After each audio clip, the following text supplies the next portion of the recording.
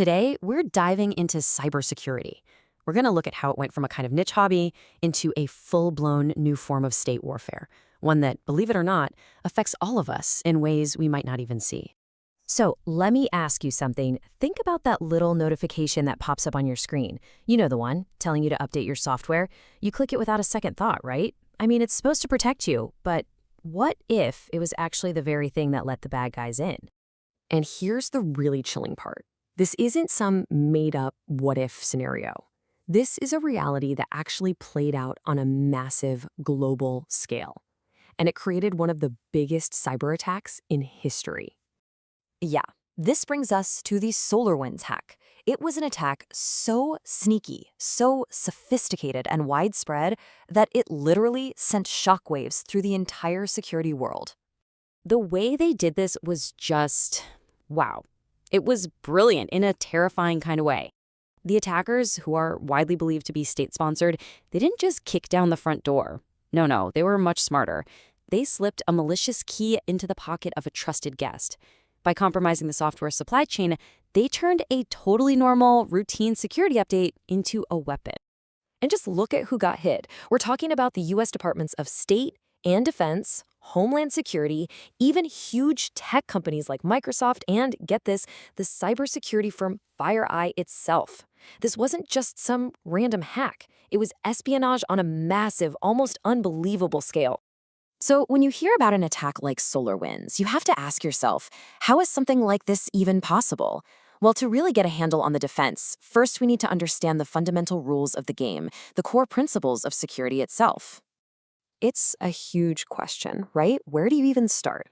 Well, turns out security professionals have a foundational framework, a set of core ideas that guides pretty much everything they do.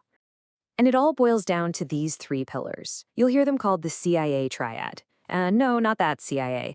This stands for confidentiality, integrity, and availability. This is the absolute bedrock of information security. Pretty much every defense, every security tool is designed to protect one or more of these three things. So, first up is confidentiality. The easiest way to think about this is like a sealed letter. It's all about the promise that only the person it's addressed to can actually open it and read it. At its heart, it's about keeping secrets secret. Next up is integrity. Now, this one is all about trust. It's the guarantee that the letter you just got hasn't been opened and messed with along the way. And this is exactly where the SolarWinds hack hit home. It was a massive failure of integrity because the software update looked perfectly fine, but its contents had been completely corrupted by attackers.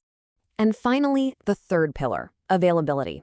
This one's simple. It just means you can get to your stuff when you need it. So an attack that shuts down a hospital's computer network or a city's banking system, that's an attack on availability. It's all about making sure the lights stay on.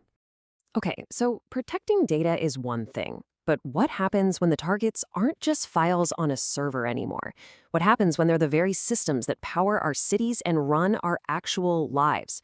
Well, that's when you realize the battlefield has gotten a whole lot bigger. This quote, it really captures the old school image of hacking, doesn't it? You know, something almost kind of goofy, like a scene out of an 80s movie. It was just digital mischief, and for the most part, pretty harmless. Yeah, well, that perception is now dangerously out of date. Today, a few lines of code can have the exact same impact as a physical bomb. The threat isn't just digital anymore, it can be physical. And if you need one single example that shows this shift, look no further than Stuxnet. Stuxnet was the big wake-up call. This thing wasn't designed to steal data. It was designed to physically destroy machinery. It literally jumped the gap from the digital world to the physical one, and it proved that code could make centrifuges spin themselves into pieces. So when we talk about what's at stake, this is it. Our power grids, water treatment plants, transportation systems, all of these things are now potential targets. Securing our digital world, it's not just about convenience anymore. It's about survival. So to build any kind of real defense, you have to know who you're up against. You have to understand your adversary. So who are they? Well, the answer is a lot more complicated than just one person in a hoodie sitting in a dark room. You can really break them down into three main camps. First, you have your cybercriminals. Their goal is simple: make money. Then you have cyber terrorists or activists. They're driven by ideology, looking to cause chaos or make a political point. And finally, you have cyber warfare, which is conducted by nation-states for a strategic advantage. Their methods might look similar sometimes, but their ultimate goals are worlds apart. So, with all these different bad guys with different motivations, how in the world do you defend against all of it? Well, the answer isn't a single product you can just go out and buy. It's more of a philosophy, a constant state of being on guard. I absolutely love this analogy. It makes really complex ideas super clear. Think about a shopping mall. You don't just rely on the security guard at the main entrance, right? Of course not. Each store inside has its own locks, its own cameras, its own security tags on the clothes. It's all about layers. And that idea, that layered approach, has a name: defense in depth. It's basically admitting up front that any single defense can and probably will fail at some point. So the goal is to build a system that's so resilient, with so many overlapping defenses, that an attacker gets stopped long before they can actually do any real damage. And this is the mantra you'll hear in pretty much every security operations center on the planet. There is no magic fix. There's no single piece of software that will make you perfectly safe. Security isn't a product you buy. It's a process. It's this continuous, never-ending cycle of finding threats, responding to them, and adapting.